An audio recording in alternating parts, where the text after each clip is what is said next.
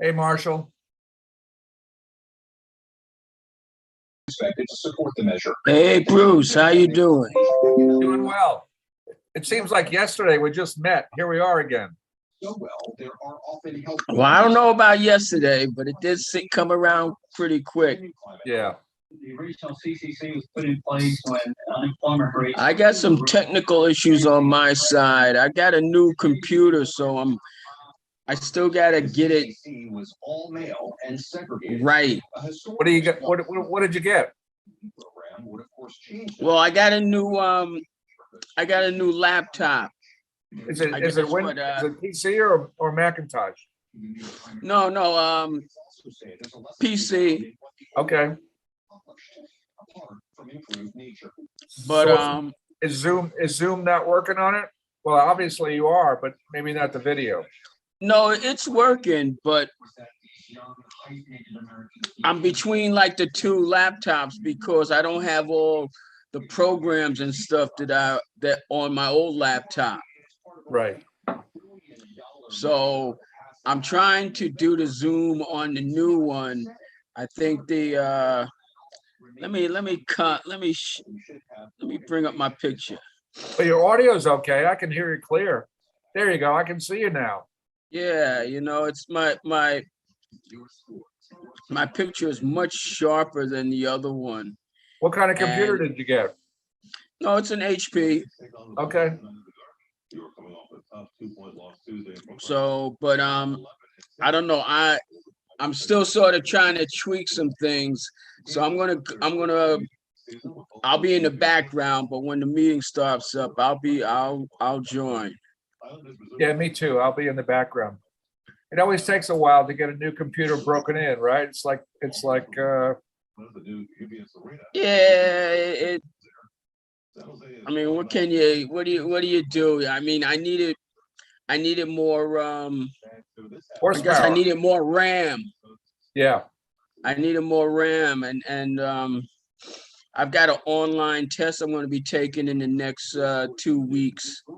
And I took it before on my old computer, but I spoke with the administrators and you need to get an upgrade. You don't want to have a problem while you're right in the middle of the exam and all that. So I said, when I took it the first time, I said, all right, I'll do that.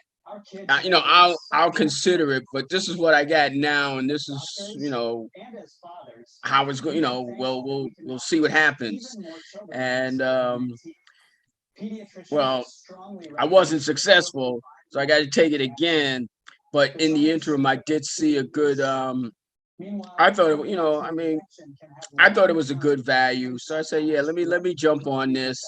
I mean, with the supply chain issues and all this stuff. I mean, I figured let me get it because I don't know what's going to happen. Did you buy on Monday Tech Black Day or whatever it is? Like the No, I bought this. Wow, I'm thinking I bought this maybe. Parents always keep their kids safe.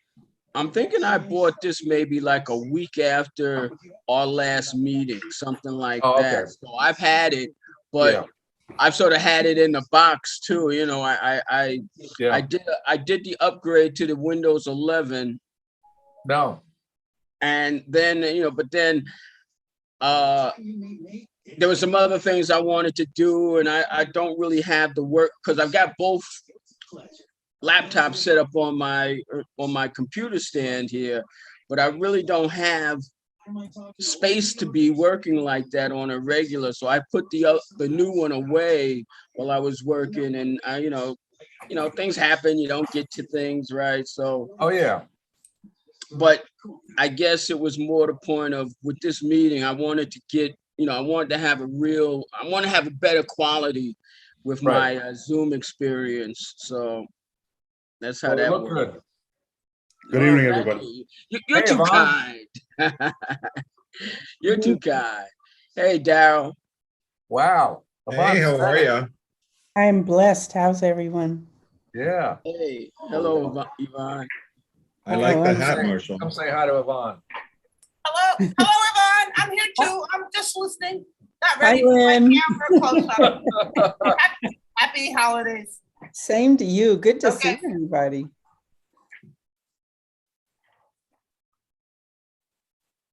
Well, it's all yours, Daryl. Oh, I guess, Chanel, what's quorum for us? I don't think we have it yet. We're not there yet. How are you feeling this week, Daryl? No headaches? Oh, no, yeah, I had that sinus infection for like 2 weeks. Oh Yeah. my God. But it finally Wow. cleared up.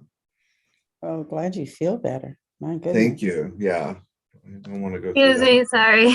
Quorum is 6. Oh. 6. Oh, we're not there yet. Yeah. We can't count Yvonne as a committee member. Honorary. Honorary, yeah. Oh, and I see Mr. Johnston from the Red Cross. You're here. Thanks for coming.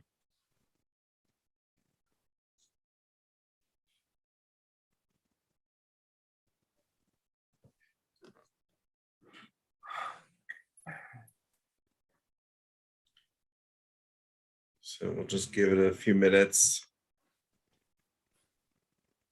Want to run and get water. Or a glass Make of sure you wine. bring enough for the entire group.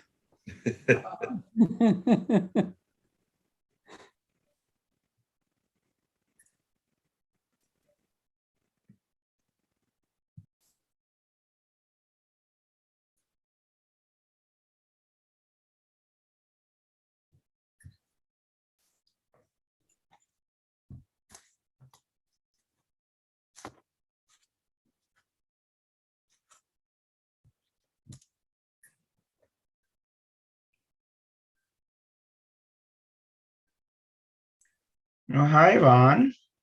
Hi, Been a while. I know. How are you? I'm good. I'm good. Enjoying the holiday season. Yeah, you're looking well, looking Thank well. I'm in an interesting situation this evening. Both of my projects have made it onto the agenda this evening. 37 Hillside and 4790 Broadway. Nice.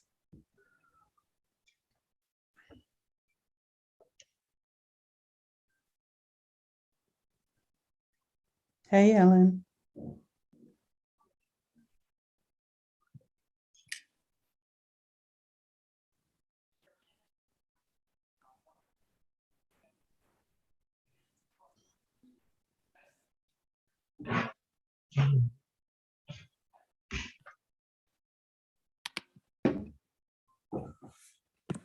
Chanel, did anyone say they'd be absent that you know? No, I haven't heard anything.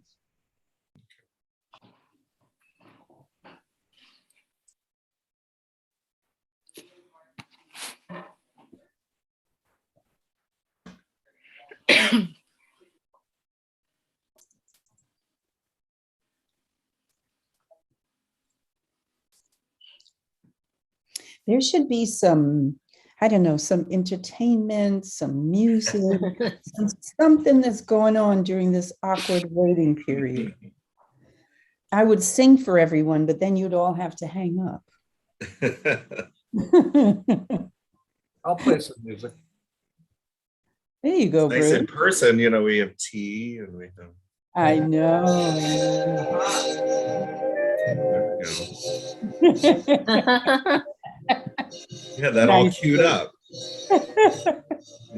So guess, you get 2 points if you can guess who that is.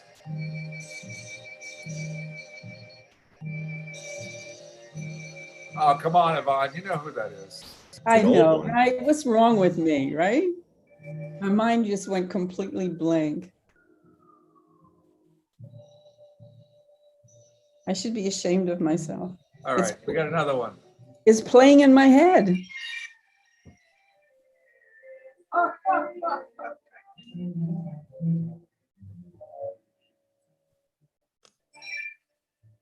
That's you.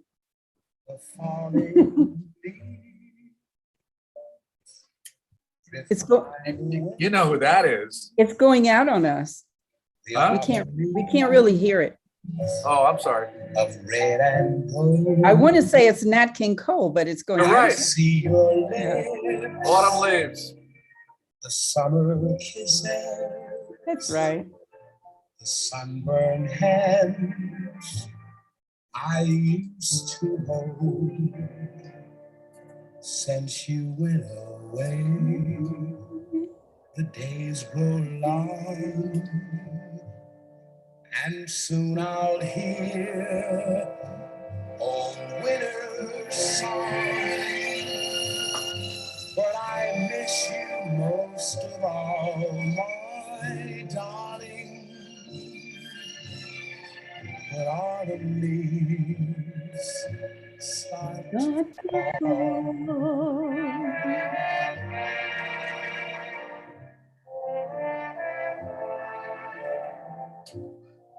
When songs were songs.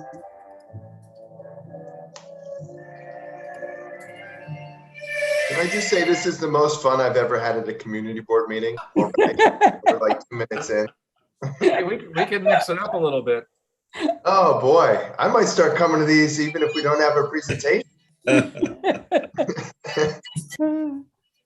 I think we might have just gotten quorum.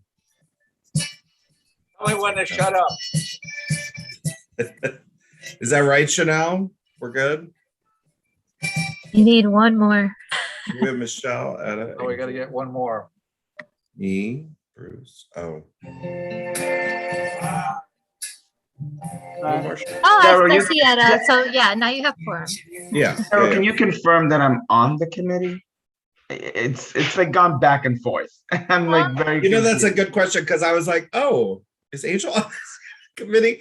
It's like gone back and forth. At one point I was and I wasn't. Now I am. Like I just Chanel. I mean, I would You say. know, now that you mention it, I'm checking the structure and you're not. Okay. Oh, but Really? Marielle's here. Oh. So that's good. Wait a minute. Is he on or not? Structure. He's not. But maybe The structure Oh, changes so much. I vote to elect him to the committee. exactly. I don't think that's how it works. Angel, we need you. Well, have you had a I- conversation with Ellie lately? Did he say something? And maybe it's just not updated. Who, me? Yeah. No, I mean, so I wasn't on it, and then I did inquire about it because I was on it before we started this new. I get, September kind of sets the reset button. Yeah. And I had mentioned it to him. I don't know. We'll see. I mean, you should I'm because happy I to be see here tonight. I see on the structure that you only have one committee, so that's different. Okay. Maybe it's a typo. Maybe you are on this committee. I have to inquire about that. Sometimes it's a typo. Sometimes. Yeah. Alrighty. Well, I'm happy to be here tonight. You're not doing anything else this evening, right? No, not at all. Okay, there we go. Well, good. So I guess we'll call to order. Good evening, everyone. It's 7:08. Does anyone want to take notes? I can do it for this month. Oh, awesome. Thank you. Mhm. And I see a child sighting. Do we get, what's the kid's name? This is Saul. Hey, Saul. Say hi. Hey, Sal. Hey, Saul. You want to show them Bunny? Is this to help him fall asleep? Get a Reading bunny or- No, this clue. is an all the time thing. Bunny is an all the Oh, time thing. Cool. Well, let's get started. I know we have a agenda. Is there anyone that's on the program that needs to leave at a certain time? Or are you okay with the order you're in? I don't even know the order we're in. but I- Okay, so we have the 37 Hillside discussion, then 4790 Broadway, then the Red Cross, and then the Armory discussion. Does that work for everyone? Sounds okay. We're number 2 up. Okay. So why don't we get started with the 37 Hillside. Who's speaking on that? That's me, Adam, and And me Chris. as well. And we have Randall Torre from Riseboro, who's our partner Okay. on this as well. And do you need to, someone need to share a screen or something? Yes, let me share my screen here. And I also want to say thank you all for having us tonight. We, pre-pandemic, we presented in person to the full community board and to the land use group. And it's nice to be back now that we're in construction to be talking with you all again. So thanks for having us. Let's see, it says host disabled participant screen sharing. Chanel's the host, actually. You should be able. Oh, wait, that. Why did I get disabled? Now I had sent. Okay, should be good now. Okay, perfect. Okay, so let me get to this. Okay, am I sharing the screen now? Yes. Okay, all right. So 37 Hillside Avenue, we are in the process of building 164 units of affordable housing for low-income seniors. The project's 100% affordable. The AMIs are, I want to say 50 or 60% AMI. In addition, we're building a new 7,500 square foot facility for the Rocky Mount Baptist Church, which is the church that's been on that site for 50 years. And we're doubling the size of their church. They're also receiving they received a nice check to continue their mission into the future. The project is a passive house, which is the very most cutting edge energy efficiency standard. It's all electric engineering, so we're not using gas to power the building. It's all electricity, which is the best thing you can do for the environment. And we're very fortunate. We have a very elevated standard of design because Hillside Avenue is this sloping curve into that sort of mini mountain there. We were able to convince the city of New York to give us a sufficient budget to build a really nice looking building. I'm just going to go to the next slide here. My computer's going slowly. Apologies. Well, we had our groundbreaking. There we go. We had our groundbreaking, I want to say 2 months ago.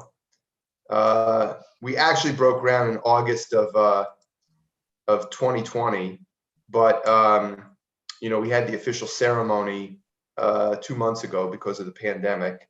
And we had great support from the local electeds, Councilmember Rodriguez, Representative Espiat, State Senator Jackson were all there at the groundbreaking. Let me go to the next slide here. It's a very, I don't know, it's an exciting project. Everybody who participated in it, it's such a diverse group. We have the church, we have Riseboro, who is our nonprofit partner. They're a nonprofit whose motto is "In the Community for Good." It's just a great group.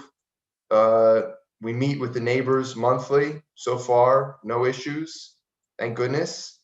And here's some images of the project. On the left, that's our roof courtyard for the residents, the seniors who are going to be living there. In the middle is the sanctuary at the Rocky Mount Baptist Church. On the right is the new building, sort of in context.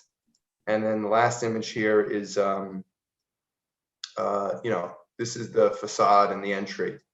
And, we're seeking a letter of support for a Saturday work permit, an earlier start on Saturdays.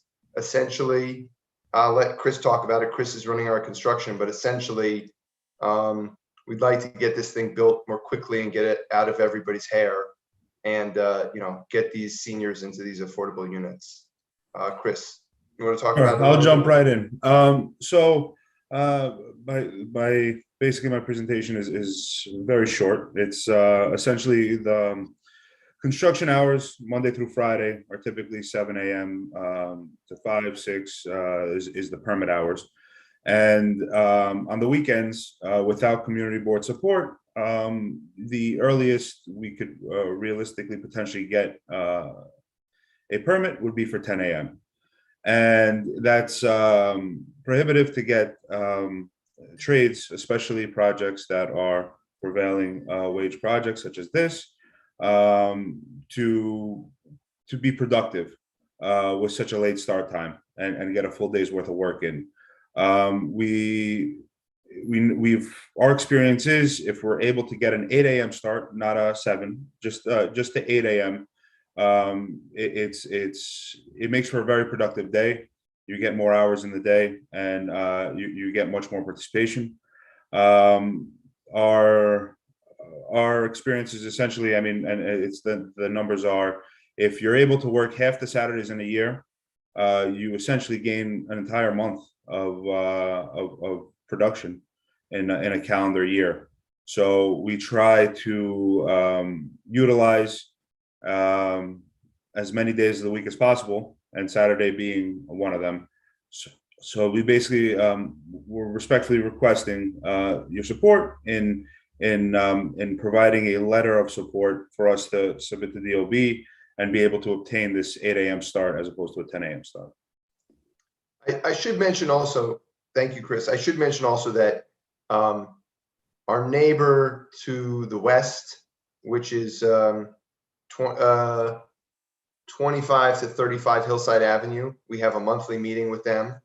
Very good relationship with them. And the neighbor to the immediate east, which is actually up the hill, their address 45 Fairview. I speak with their representative. They don't, for whatever reason, that co-op doesn't speak with me directly. I speak with them through their attorney.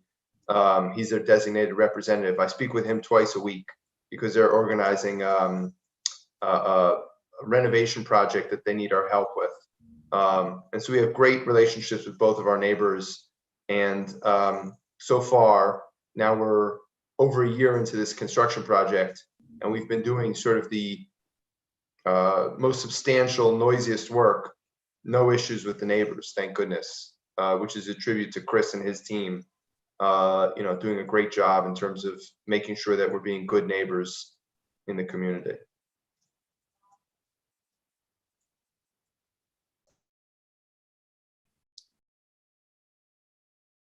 If anyone has any questions about the project, about the construction operation, be happy to answer them. Great, thank you. Angel, see your hand up. Yeah, this is really exciting.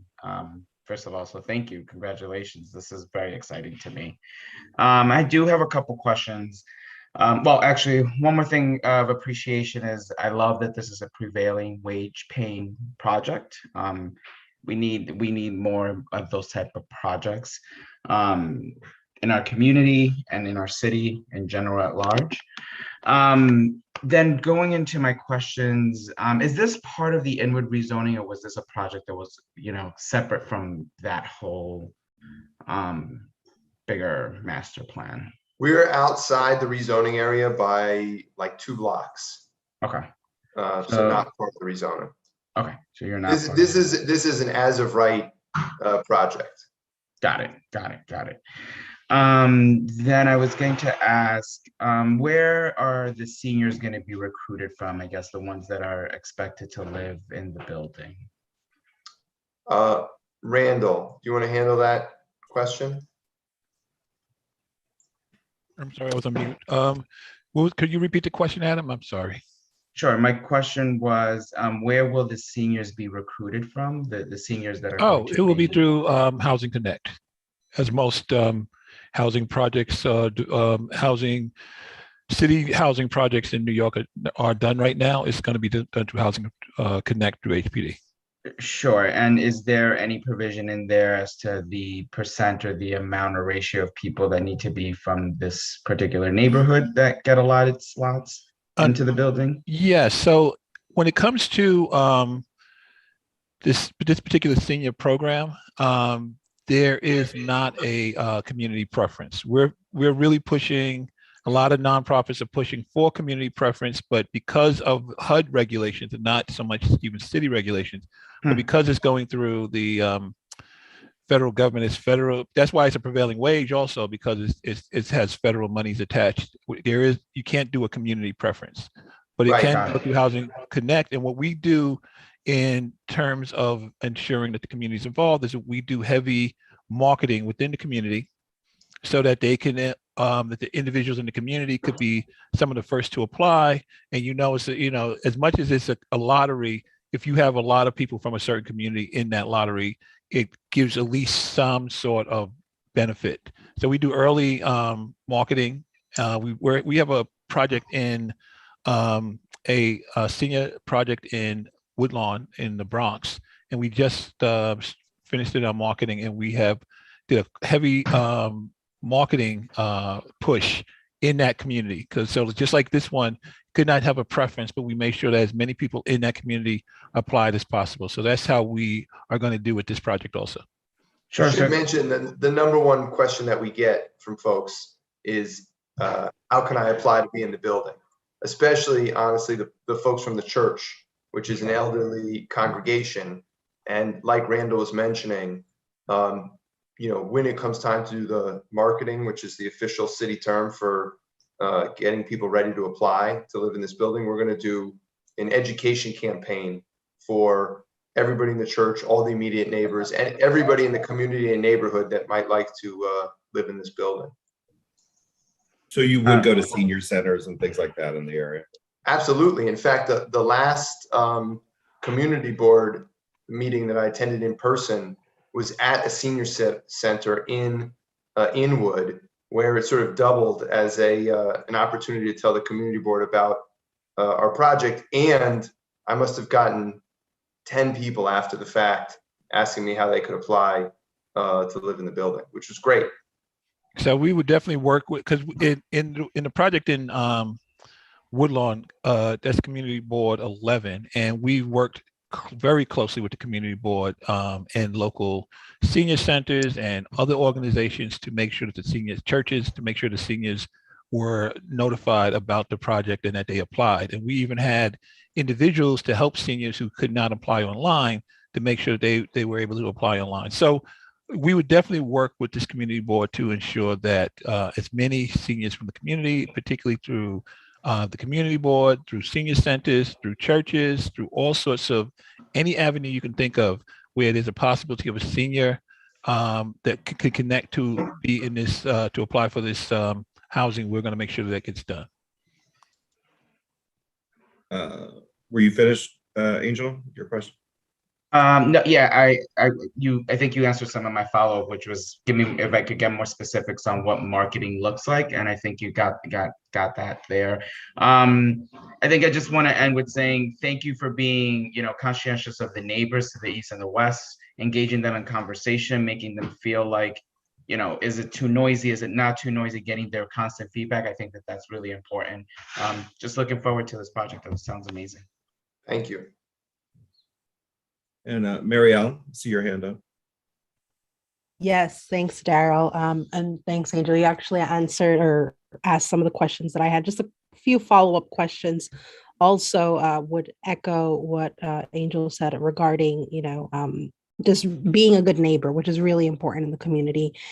So I know that you talked about the different presentations that you'll have during the marketing phase. I just wanted to check, are you connected with the Housing Ambassadors program for HPD? Maria, you can grab it. You're muted, Maria. Great, thanks. Hi, sorry. Good evening, everyone. I'm Maria Vieira, VP of Community Affairs at Riseboro. We absolutely work with the Housing Ambassador in the community. I think that's our first stop after the community board, of course, to kind of identify those entities and the hard to reach people that often don't come out, because they're either isolated or are compromised in terms of, physical ability or even language challenges. So we definitely count on the assistance of the Housing Ambassador. We're not housing ambassadors, but we partner. And currently at Woodlawn, we are partnering with the housing ambassador in that area. So we definitely count on their assistance. They know the neighborhood better than we do, even though we hope to very soon come to know the neighborhood as well as you. But we definitely do work with them. And as Randall said, we do extensive research in terms of talking to the folks in the community. Adam has been instrumental in actually working with the neighbors on the block, the immediate neighbors, to ensure that construction is not very interruptive, even though construction will be, it is construction, but we have been very, very, very conscious of how that impacts the neighbors and also of the results. And we want the neighbors to know that the results will be beautiful.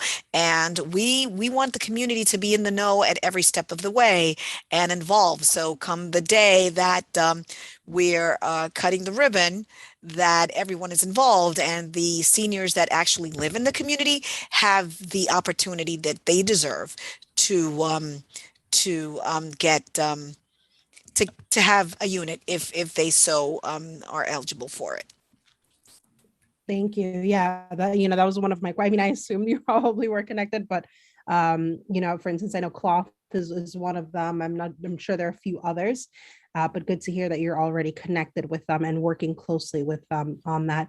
I guess another follow-up question, or more so, I guess, a statement, just kind of recognizing the demographic makeup of the community. I do hope that the presentations are bilingual. So that way, again, we're kind of reaching different, parts of the community. We do have a lot of elderly people in our community that not just speak Spanish, but many other languages as well. And so, if there are opportunities for that, that would be greatly appreciated. I guess a point, and apologies if I missed this, because I'm taking the minutes. I want to make sure it's properly reflected in the minutes. The work permit, I'm not sure if maybe Chris or some of your other colleagues with, if let's say if this work permit is granted, how quickly then would it kind of push up the completion date? It would be helpful to have in terms of timing, just so that we know. Thanks. Okay, well, it really does depend on how many we're actually able to implement and at what different phases of the project we do so. Essentially, the more Saturdays we work, if we're able to work 20 Saturdays, it would push us up a month. It really would be dependent on how many Saturdays we're actually able to work, but having the ability to do so versus not even having it as an ability is the ask that we're really putting forward at this point. For sure. And then I guess just a final question. At the moment, what's the current kind of set completion date or the date that you're aiming towards? I would believe the best, I would say second quarter of 2023 is kind of where we are at this time.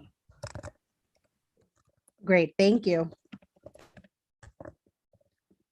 Great. And just so I'm clear, I always like to err on the side that it'll take longer. So, I mean, you're talking like June of 2023?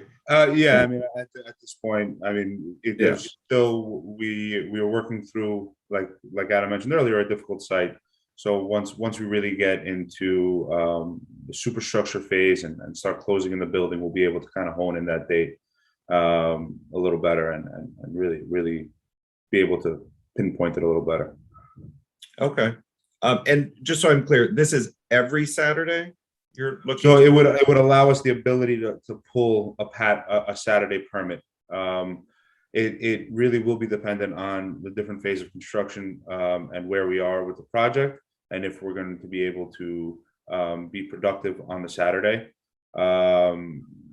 So this does give us the ability to pull a permit every Saturday. Whether or not it will be implemented or pulled is going to be dependent on where we are and whether or not it's beneficial for the project at that time.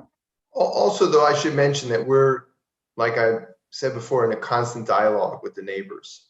In addition to our monthly meeting with the neighbor to the west, and 2 times or so a week that I speak with the representative from the neighbor to the east, I give everybody in all of those buildings my cell phone, and I say, I'll get back to you in 12 hours. You know, if you text me, if you call me, whatever it is. So, you know, the city processes that we're seeking permission for these Saturdays, but, you know, as we go, we're going to be speaking with the neighbors on a regular basis to see how it's going. Above that, I mean, all the supers on these buildings have my field team's contact information.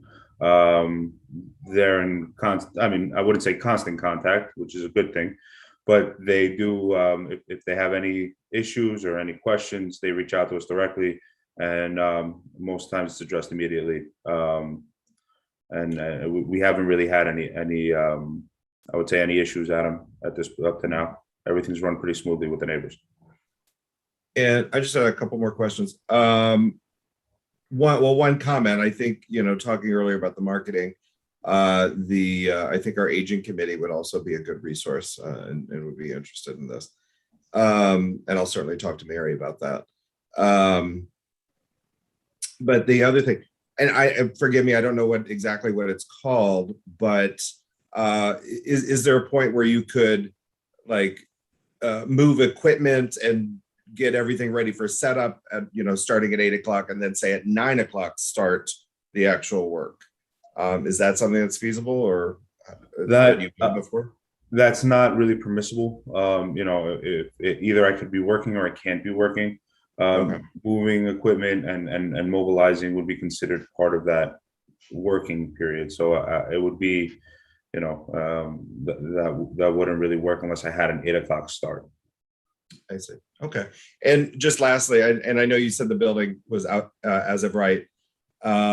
What the building that was there before, how tall was it, and how tall is the new building going to be?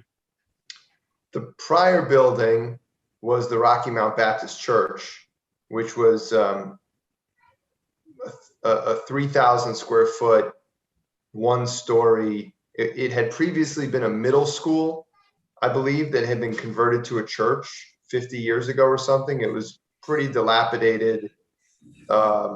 It didn't abide by any of the fire regulations, any of the ADA accessible rules. It was, you know, it was a problematic structure. And the building that we're building is going to be 9 stories.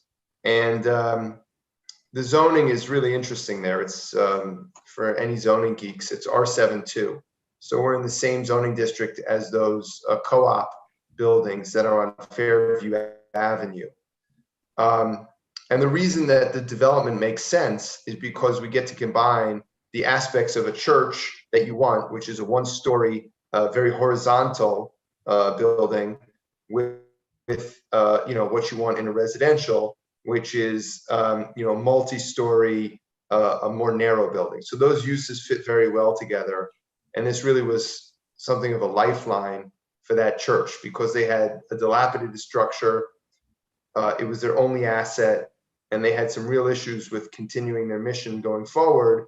They didn't know how they were going to, you know, keep the lights on, let alone fix their building up. So we were able to build them a new structure, double the size of what they had before, you know, built to their specifications, their dream church, more or less. And because of the financing that you get with one of these affordable projects, they now have a substantial capital budget for continuing their mission into the future. In addition to which, we're building 164 units, 100% affordable for seniors, passive house, all electric, and it's going to be an attractive building. So we're very, very proud of this project. And it's as of right. And thank you. And I see a couple hands go up and down, but I see Aisha's is back up. Did you have a question? Hi. Hello, everyone. So first I want to say I'm in Vegas for the Amazon Web Services conference, which I received an award, and I'm here for that purpose. So I'm a little communication challenged at the moment. I'm in a ride share on the way to another location for another session. That being said, I'm listening in because my committee is important to me. I'm privy to some of the work that Riseboro has done, and I believe I'm privy to this specific initiative, that it's been in discussion for some time. Correct me if I'm wrong. And I know a little bit about the background of the work that they do, but I wanted to go on record. So I'm hearing conversation about the variance. I'm hearing Fairview Avenue, and I just want to go on record saying, and I understand from the construction side, I support construction companies. I understand how just this little thing can, make a difference as far as the work that you do. But I'm very sensitive to the constituents in our district. I personally experience in my area of the district how disruptive it can be when you have construction going on outside of your house. And when it is 1 day or 2 days on the weekend that you get a respite from said construction, it is an extreme relief. We are still in the middle of a pandemic. Most people are working from home. Many people have just a different lifestyle than what used to be the case. Kids are still sometimes being homeschooled, and noise is something that we have just recently made a priority in our district. There is an anti-noise movement happening in our district. So to entertain that a construction company or that this initiative needs more time to make more noise is something that I'm not really sensitive to, in all due respect. I think that we have to consider our constituents and the impact that noise has on them. And maybe we should double back and talk to the people who are on that initiative to talk about what some of those impacts can be. So I just wanted to put that on the record, seeing that there are 2 applications for noise, for variances to work additional hours. That's pretty much my position. Thank you. Thank you, Aisha. And, if you go gambling, I hope you win out there. If I get time, I'm sorry. I don't, Bruce, did you still have a question, or did anyone have a question? Anyone else? Or follow up? Oh, Marshall, I see your hand, Marshall, as well.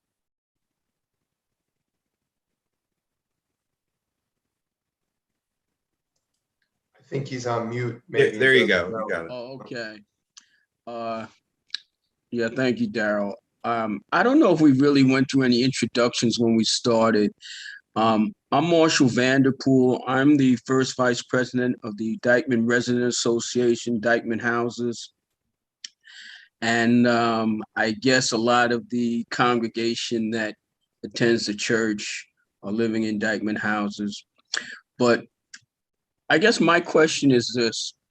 Well, one question, and I guess I'm trying to put my feet in your shoes as far as how this building is scheduled to be built, because just running the numbers, you say you're going to be done.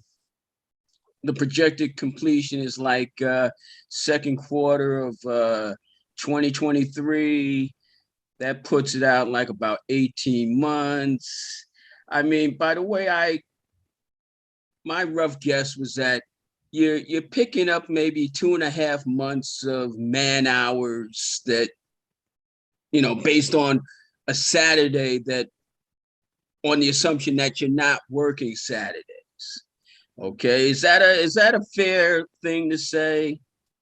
So our financing is dependent on finishing the project in February of 2023. We're behind Okay. schedule, I want to say, by 5-6 months, which is a death sentence to this project. We're building into the side of a mountain. It's extremely challenging. Yeah, I'm familiar with So we this site, really need this Saturday work permit. And to address Aisha's point, and what I think may be part of Marshall's point is, look, nobody likes noise, but you have to balance that against, we're trying to build 164 affordable units for seniors and a new church, and do it within the constraints that the city puts upon us. And we've made every effort to have a positive relationship with the immediate neighbors, which we've achieved. You know, we've been building this project for a year. We haven't gotten a single complaint. We've gone, I've been in deep discussions with the neighbors about a family of possums that lives in the trees on Hillside Avenue, and how to stage our construction work so that family of possums would not be disturbed. Now, we have $105 million a budget. The interest on that is on my mind every single day, but I'm trying to accommodate the family of possums, you know, for the neighbors. We had to cut down, it was in the middle of our site, a specific tree that one neighbor was really attached to. It's called a hackenberry tree. That neighbor said, that's the tree that I look out from my window at every day. Even though we're building this $105 million project, the daily interest that's ticking is stressing me out every day. I said to him, we will try and plant another hackenberry tree somewhere in our site because we have a landscaping budget, because we want you to be able to look out and see a hackenberry tree when you look out your window. So we're trying very hard to complete this 100% affordable project for seniors. We're trying very hard to deliver the Rocky Mount Baptist Church for the church. We're way behind schedule, unfortunately. I think it's due largely to the fact that the site conditions are so challenging, no fault of our own. And, you know, we have a fantastic relationship with the neighbors that we speak with all the time. So the abstract concern of noise, which, you know, we're in New York City. If you want to build affordable housing, there's noise, you have to deal with it. You know, we've done every single thing we possibly can to mitigate that. And we're asking to be able to have our construction team work at prevailing wage rates so that we can finish this affordable housing project on time and on budget. But I'm sorry. So I unfortunately missed a portion of what was said. I did hear what the gentleman who just spoke, which I believe I've had conversations with in the past. We may have spoken when I was chair of housing as well. And I get what you're saying, but noise is not abstract when you're trying to read, when you're trying to concentrate, when you're trying to sleep, when you're trying to do so many things. It's not abstract to those people, right? So what I would think, and I hear what you're saying the neighbors that you're talking to are friendly to the situation and that they'd be okay with this maybe, right? I'd like to hear from them. I'd like to know that they're going to be okay with 20 Saturdays so you could get a month ahead. I'd like to hear that from the community that I represent. I don't know about, and I honestly, I want to put a motion forward that we can table it at least a month to engage the community so that they can come forward to speak on that. Well, thank you, Aisha. You know, that's a good point. One of the questions I had as well was, is there it doesn't seem that there's a specific time frame on this request. Is that correct in saying? I mean, obviously every month we lose, that's 4 Saturdays. I understand that, but. I mean, we're behind, you know, in all honesty, we're behind and we really need this Saturday work permit. So if you guys want to talk to the neighbors, obviously that's your prerogative. You know, it's your prerogative, but we need to get a permission for a Saturday work permit as soon as possible. And every month that we delay, it's further endangering this 100% affordable project.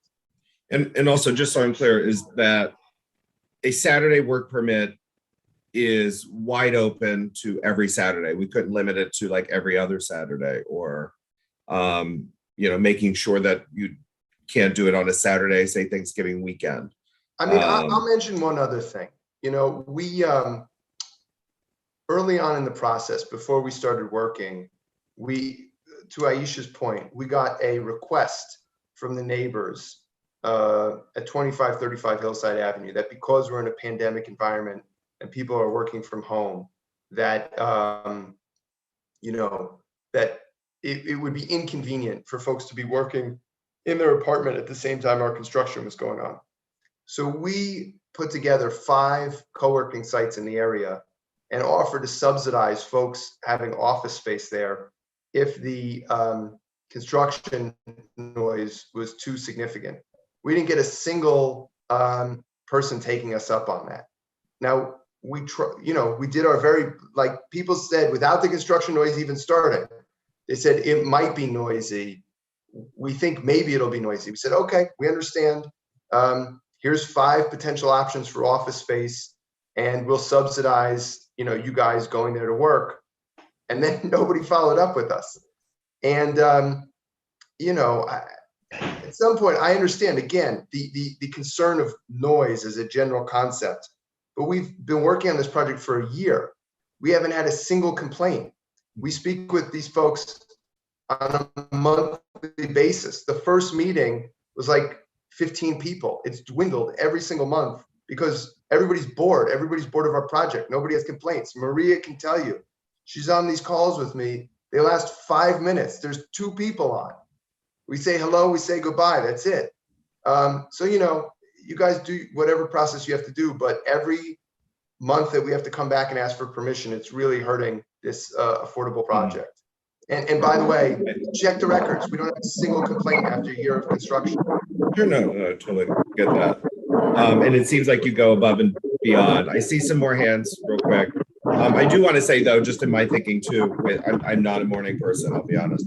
And if this saves a month, that's, I've been in New York long enough to know that when something ends, you're like, oh yeah, and you kind of forget about it in a way. You're like, how long did that take?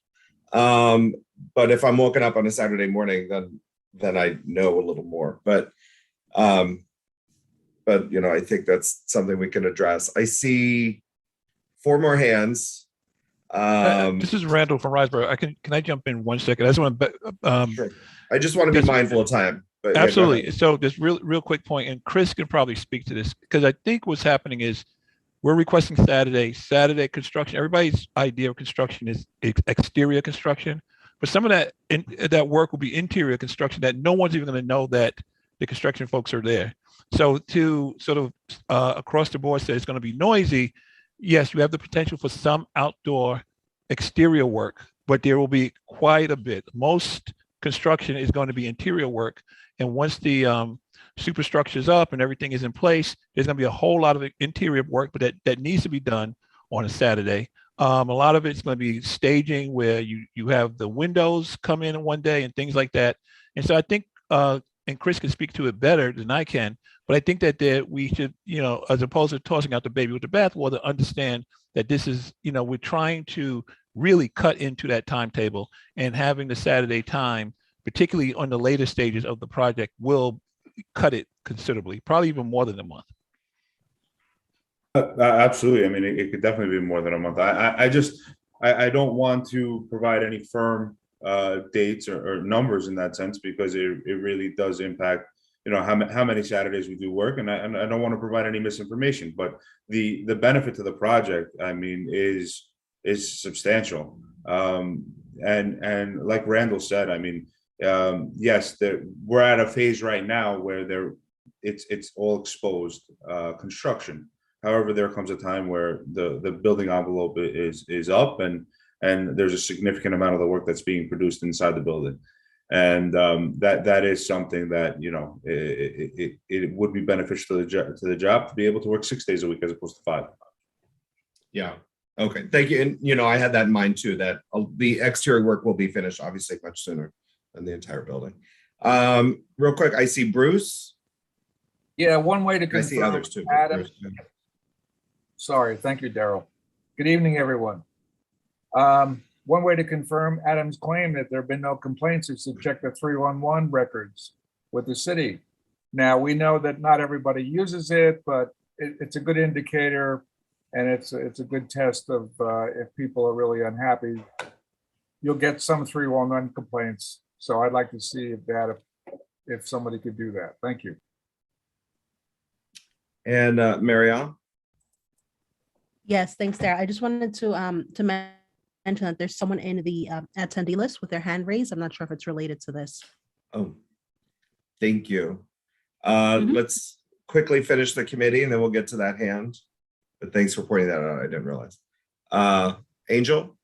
Yeah, so I have two questions. One is in relation to community engagement. I know, for example, in the licensing committee, they have to post a public notice that, you know, that they're coming in for a license renewal or a new application. Procedurally speaking, Daryl, do you know if that exists in any way, shape, or form in this type of, like, for this type of request or what we're talking about here? I've never heard of that. I mean, it's a good question. I've never heard of that though. I wondered that, but yeah, I don't know. You know, like putting up a sign outside of a construction site saying, hey, we're going to be talking about this at the upcoming community board meeting or something like that. Not necessarily for this project, for just something to like think about moving forward. And then two, I know, I mean, this could be speculation on my part, but I know that when like Columbia University went and did all its construction down in the West Harlem area, or Morningside Heights, West Harlem actually, Manhattanville, they used a different type of technology where it allowed for the construction work to be a lot more silent than what we're accustomed to. I'm just curious to hear from you all if you're using any of that kind of technology in this project to try to, you know, really limit as much noise as possible. Or do you? Well, I mean, we have a noise mitigation plan. However, I'm not familiar with the particular method that you're referring to that Columbia used. There are certain construction activities that you know, you're able to do things and have dampeners and reduce sound. And whenever we're able to do so and implement such a thing, we do that. However, there's other heavy operations that, you know, will produce a more audible noise than others. So I'm not familiar with the exact system that you're referring to. However, we do, when possible, implement noise mitigation, like silencing backup on trucks if possible. You know, various methods to do so. Noise dampening blankets when we can. Okay. And I saw Marshall had his hand up earlier.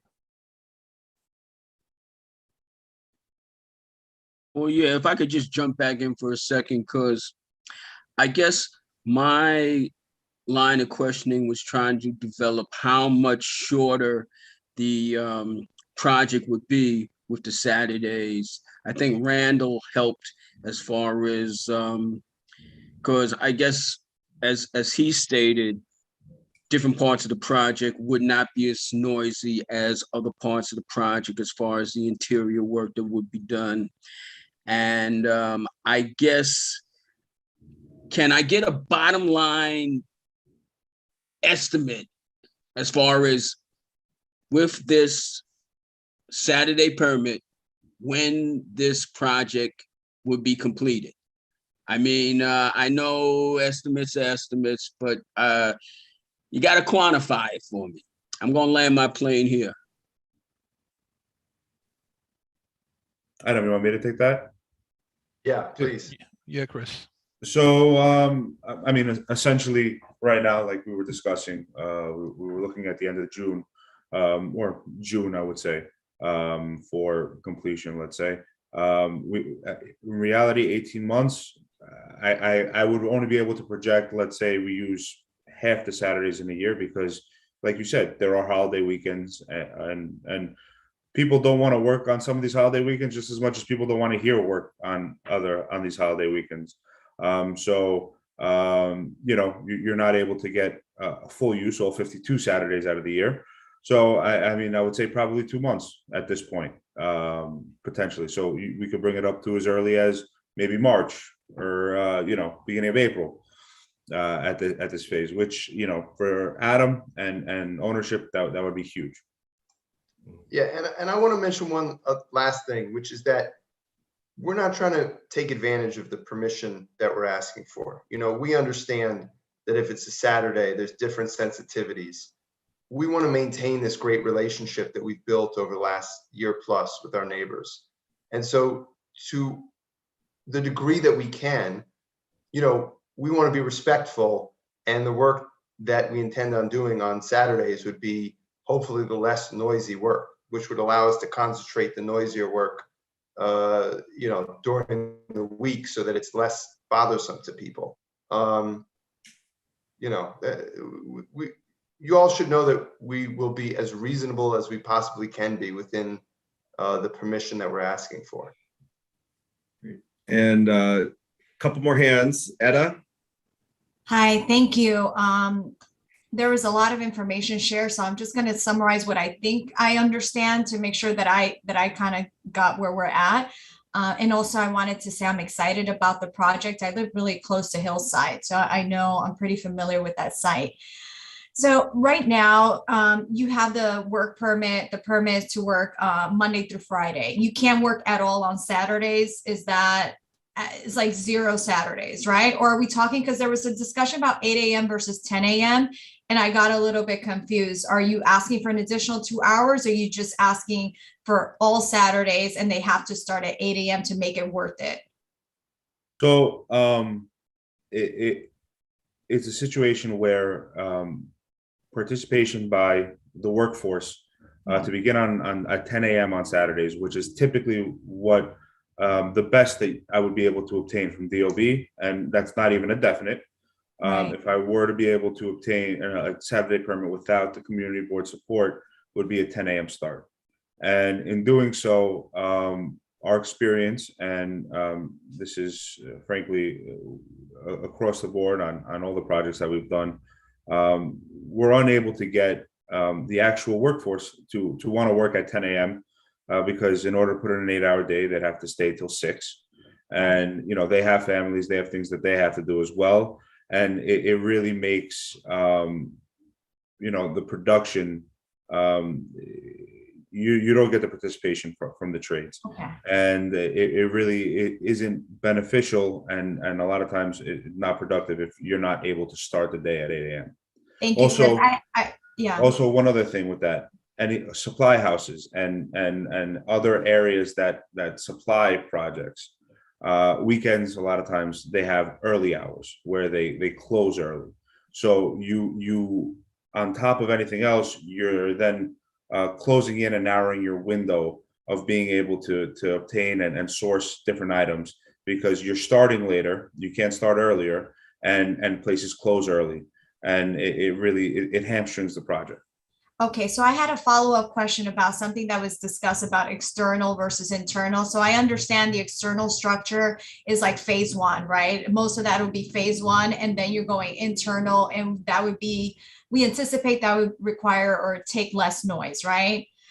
Is it possible that we could do the permit for the 8 a.m. Saturday once the external structure is already like been built? Is that even like something that would be beneficial? Does that still cut into the time for you to complete? I'm just wondering if that would be some sort of like possibility.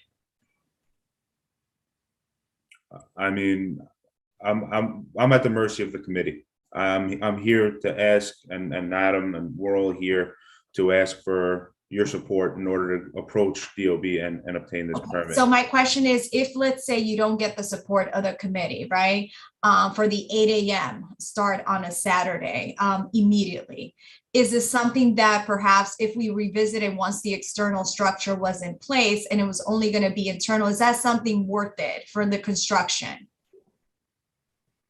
You know, we're 6 months behind at this point. Yeah, I heard that. Right. And we haven't had a single complaint from the neighbors, not a single one. We have a year and a half of positive relationship based on a trustful relationship. So to say we're not going to give you this permission that we're asking for, because not for any reason that's specific or proven out, but because we just think that noise is bad and we're going to hurt an affordable project. It's a real problem for us. I hear you, and I commend you for all the efforts, you know, working with the community. I do think there's a distinction here because you have not already been doing work on Saturdays, right? It's my understanding you have not been doing work on Saturdays already? Correct. Okay, However, so when you say that there's no complaints, then obviously there's no complaints about Saturday because you actually haven't done work on Saturdays. I'm not here trying to be difficult. I'm already anticipating some of the concerns that I've already heard about, like noise and Saturdays and how that's different than Monday through Fridays. And I'm wondering, taking that concern into mind, like, how do we know, right? You're saying there's no complaints and this is just fictitious complaint, concerns about noise. I'm wondering, having Saturday construction, would there then be complaints or something different? Yeah, well, I guess what I would say is if there are complaints, we'll, find a solution. And the point of saying, well, we're going to put some parameters on the permission, etc. We need every bit of help we can get at this point because of the 6-month delay.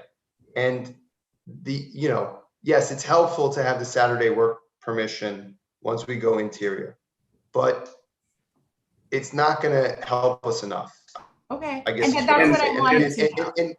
And to your point, Etta, I think that given the positive relationship and the lack of complaints that we've had to this point after a year and a half or a year of construction, I would hope that we would be given the benefit of the doubt at this point when we're asking for this permission, telling you how much we need it. And then if there's a problem, then we can address it in due course, as we've addressed every single issue that's come up throughout the course of this project. To hamstring us in this very critical phase of the project, it's going to hurt us. That's all I can say, in good faith. Thank you. And I would also suggest that, and correct me if I'm wrong, if there were complaints, then you would be very willing and welcome to come back to the committee to talk about it, correct? Look, I mean, complaints hurt in two ways. They hurt in the purely way that we're trying to finish this project on time. And if there's a complaint, the Department of Buildings gets involved and it slows us up and it's a headache. So from a purely kind of like what we're trying to achieve, it's a problem. Secondly, Riseboro, when they build a project, they're in the community for decades. They don't sell these projects. I have a much smaller track record than Riseboro, but that's my intent as well. And so we're trying to be good neighbors across the board. And so aside from trying to finish this project on time and on budget and not wanting to get the DOB out there and causing problems for us, we want to be respectful of our immediate neighbors. We want to be respectful of the community board. Everything that we're trying to do with this project is about trying to do something good in the community. So we take it very, very seriously. Yeah, no, we ask see for that. permission and we're given it. We definitely see that. Thank you. I do want to get to Aisha. Before you ask your question, Aisha, though, Chanel, could you please promote Rafael Escano from the attendee list so they can ask their question after Aisha? Go ahead, Aisha.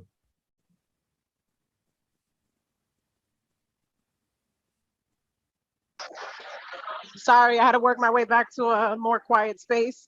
That's okay. Okay, so I hear the spirit of the dialogue coming from Riseboro, not unexpected. That's been my experience across the board from the beginning. I do appreciate what has been offered as far as the office space. But to be honest, from my own personal perspective, I couldn't pack up my 3 screens and my desktop that I code on to bring it to your co-working space.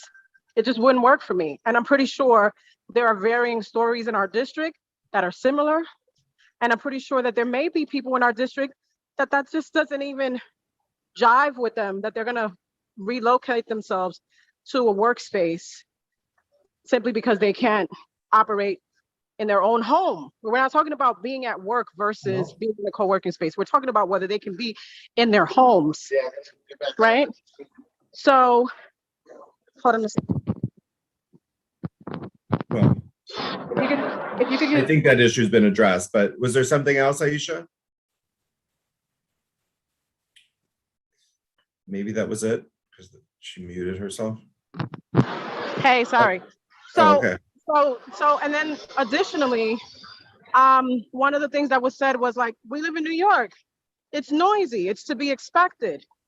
But the code exists as it is for a reason, because the spirit of the code is that noise impacts people and that we have to have some kind of limitations, right? I get about the construction schedule. If we could look at what some of the reductions on types of construction could yield a different conversation, that we're looking at not 20 weeks of noise, but maybe far less. Well, what exactly is that we can expect? Is something I would like to see. That's kind of what it sounds like I'm hearing from Marshall.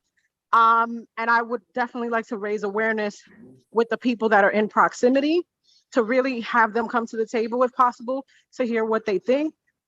And just having the experience as an advocate and as being chair of this very committee, complaints is not a good gauge in our district. There are buildings that were falling into disrepair, had major concerns, where the reports were very low. Unfortunately, reporting is not a first go-to for some people in our district. So they may just kind of like grin and bear it, but it doesn't mean that it goes without impact. Thank you, Aisha. To your point, you mentioned about neighbors, and I know we do have one that has been very patient, has their hand up. Raphael, if you could just unmute yourself and ask your question. Yeah, can you hear me? Yes. Excellent. I know you weren't able to see me, but I hope that you could hear me clearly. Yes, I live on 65 Hillside, and I have lived here for the last close to 15 years. So I know the site very well. I want to ask to Mr. Seidel, is that the correct pronunciation? You got it. That's right. Thank you. You talked about the fact that it is a very important affordable housing project. And yes, you're promoting, and I can really applaud that. However, when you look at the delay of the constructions you had indicated, what has been that attributed to? Is that because you run into some kind of challenging problem in the site, or just because you didn't foresee the fact that the construction would have taken so long that you will probably necessitate working on Saturday? You know, I appreciate the question very much. Thank you. So these projects are very challenging because you start out with the best of intentions. You want to build a church and you want to build affordable housing for seniors. And the first sort of cut that you get is the city says, you go to the city and you say, we have a 30-month construction timeline. That's what it's going to take, because that's what the construction company tells us. And the city says, well, we want to make the deal that you build the project in 27 months instead of 30, because these are precious public resources that we're giving you. And it's a one-stop shop. If you don't say 27 months, you don't get the money, you don't get to build the affordable housing. So you say, okay, 27 months. Then, you know, you have all this lead time, and you try and get Con Edison out to the site to cut off the gas so that you can demolish the existing building and you can get started on day one. And Con Edison takes, in this case, they took 4 months just to send a guy out to the site to cut the gas service so that we could get a permit to demolish the existing building. So out of our 27 months, which was already 3 months too short, we were then 4 months into that. So now we're 7 months behind. Then we encountered some difficult geotechnical conditions because there's very few sites to build affordable housing left in Manhattan. And the sites that are left, you're building into a mountainside, and you sort of have to, you do your analysis, but you really have to guess what's under the surface. So let's tack on another month. So now we're 8 months behind. And then our construction company made a heroic effort. You know, out of the 8 months that we should have been behind, now we're only 6 months behind, but we're still 6 months behind. And the interest on that $105 million for this 100% affordable housing project is ticking.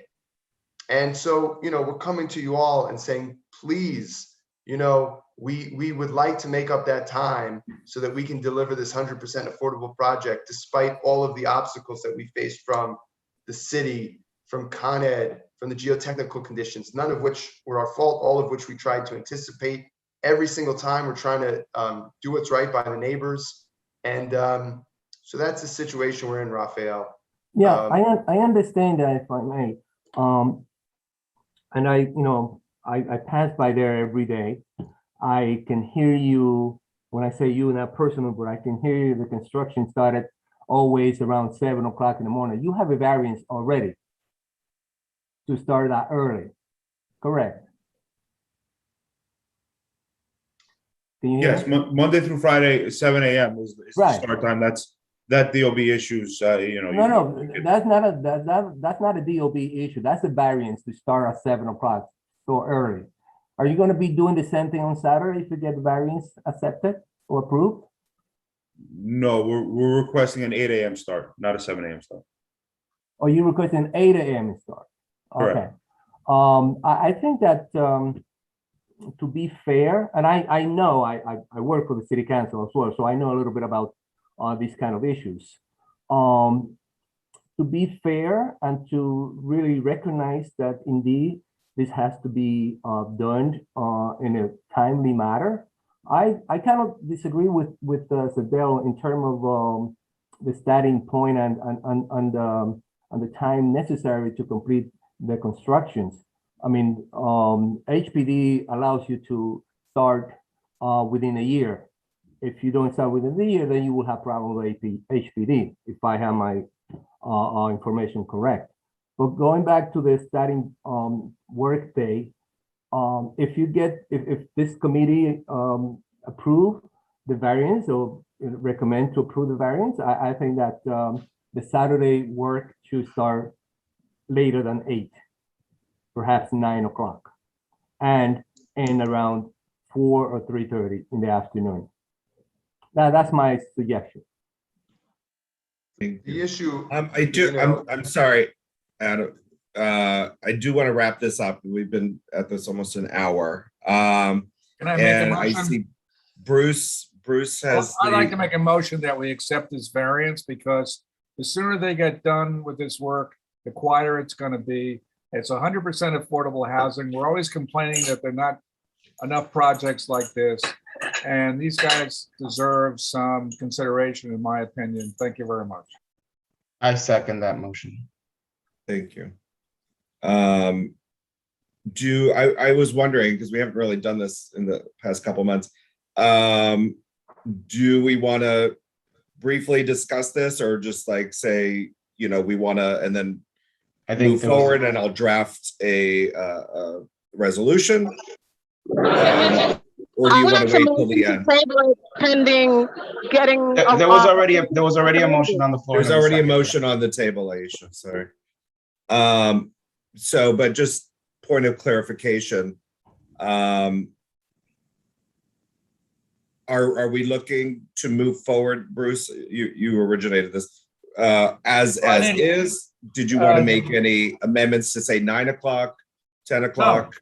No, I agree, 8 o'clock. Most people are up by then, and I think Ed has seconded it, or Marielle seconded it. Angel did, yeah. Okay, Angel, thank you, Angel. So let's take a vote. Okay, so we'll vote, and this is basically, I don't want to say formal vote, maybe more informal.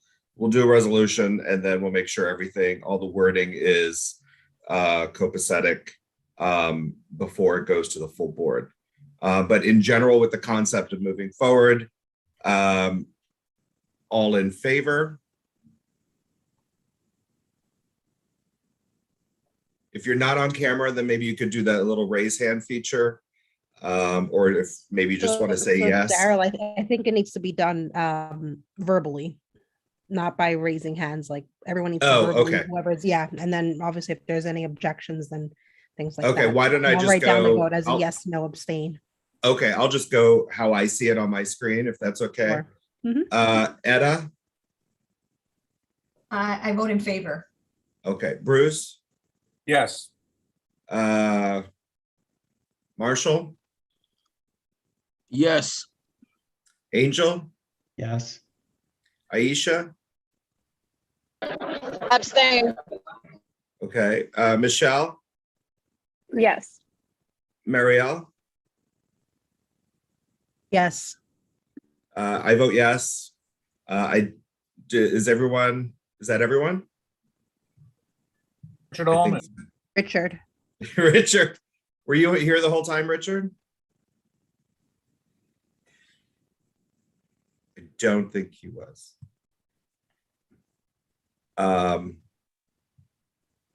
Great. Can you hear me? How did Yes. Richard vote? Oh, Sorry. no, I just wanted to thank you all. I think it's the right decision. Thank you for, sharing your time and coming here to weigh in on it. We really appreciate it, since you're one of the ones that will be most directly impacted.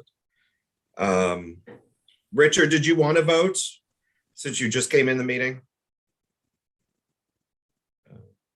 Keep moving on. He might be having technical issues. Great. So moving forward, thank you all. Adam, Chris, Randall, Thank you all very Maria, Thank you very much. others. Thank you so much. If folks wouldn't mind just indulging, if we switch the next two items to let the Red Cross go first, or next rather, because I know they've been waiting patiently, and I didn't realize we were going to take this long on this issue.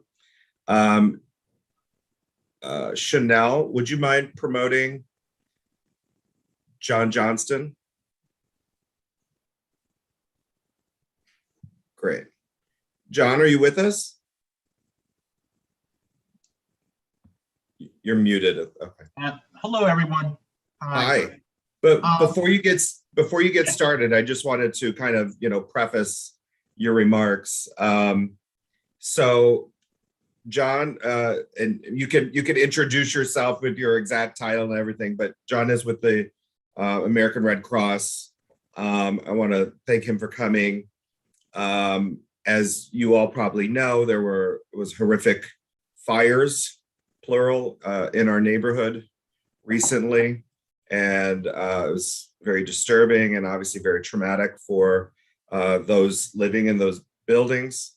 And so I thought it would be a good time to really inform folks about the program that the Red Cross has, and the benefits and relief that they were able to offer in these really difficult times. So, John, if you want to take it away. Hi, hello, everyone. My name is John. I am a community relations volunteer. So I'm a volunteer for the American Red Cross. I'm here today to share You're kind of going in and out a bit. I'm here. My name is John. I'm a community relations volunteer for the American Red Cross. I'm here today to share some information about the Red Cross services in the area. Local responses, the American Red Cross in Greater New York supports 12 million people who live in New York City, Long Island, Westchester, Rockland County, Greenwich, Connecticut, and at the West Point Military Academy. Each day in the Greater New York, we respond to 6 to 9 local emergencies like home fires, vacates, and building collapses. On scene are trained Red Cross staff, volunteers, and meet with people who have been displaced by emergencies and may need emergency assistance.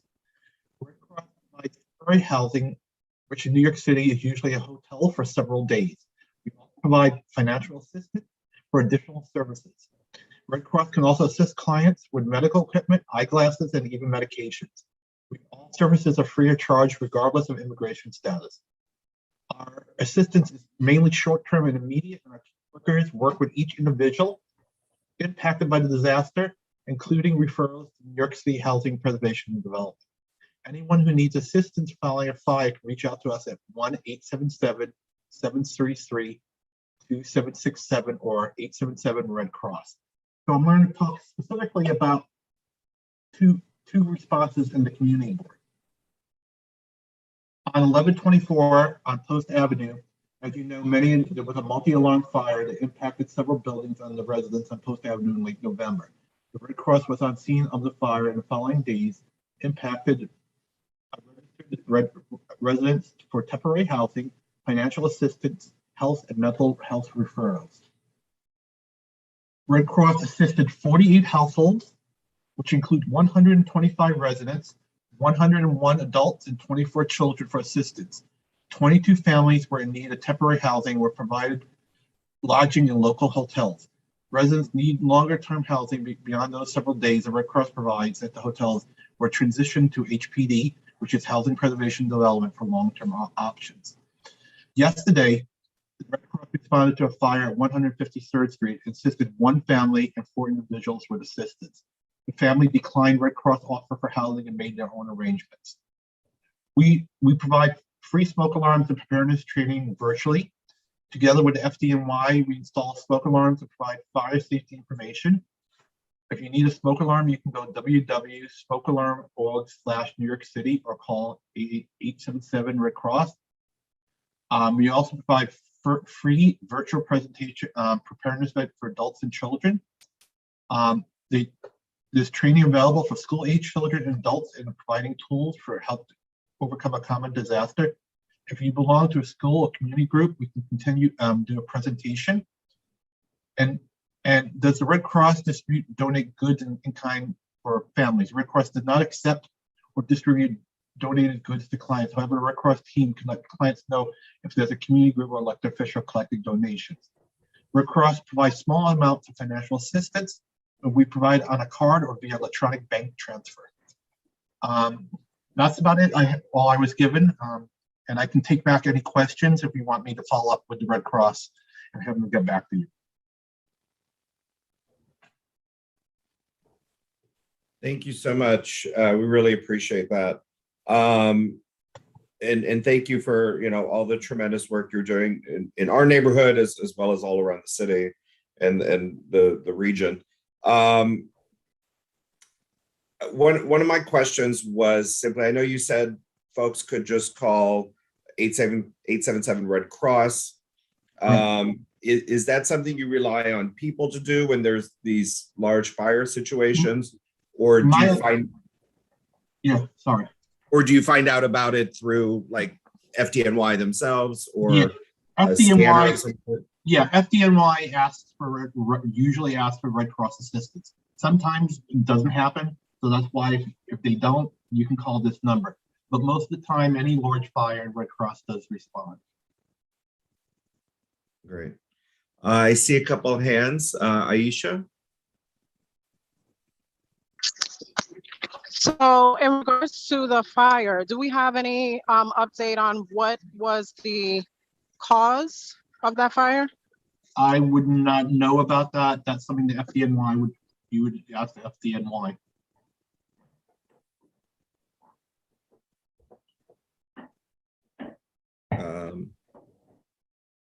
Aisha, okay. She remuted, so I assume that was her only question. Marielle? Thanks, Daryl, and thank you, John, for your presentation, and appreciate everything that the Red Cross does and similar organizations on these issues. I guess, it just really emphasizes the point of this committee, just doing more preventative work. From what I understand from one of the fires, the tenants had already placed a lot of complaints against the landlord. There were a lot of issues, and there was something that I read in the patch about that. Obviously also during the holidays, we have things with, people using candles and lights. And so one of the topics or things that we always talk about often is, and especially in the pre-war buildings, the use of extension cords and things like that. And those are all things that can spark fires. So I guess just an encouragement for this committee to do for us to be a bit more proactive on some of those preventative measures. But for John, in terms of the Red Cross, I wonder if maybe we can get some, like a flyer or something that maybe we can share with the community board listserv, that shows those resources. Again, particularly in the prevention thing, we want to prevent these fires. We never want to have anyone in that situation. Thank you again. I will ask the Denise to send it to Daryl, and I'll ask Denise to follow up and send it to the community. Great. Yeah, sorry, there was some disturbance at the end, but I think you caught the gist of it. So yeah, thank you. Well, make sure the community board gets materials. I'll ask Denise to follow up with that. Great, thank you. Did anyone else have any questions? Hi, I'm finally in a much quieter area. So I just wanted to put on record, in the previous general meeting, I mentioned to Senator Jackson about the need to update the code, to update the legislation as far as what landlords are allowed to have as the amenities in apartments, and the requirement to upgrade these facilities. We live in a pre-war neighborhood. Myself personally, I have rooms in my house that have no outlets. I have rooms that have one outlet. It's 2021. I'm a developer. I have phones, I got laptops, I got tablets, I got TVs, all sorts of things. And I've gone to the homes of certain people who I advocate for, who you could see them daisy chaining electrical cords throughout their apartment, but not to mention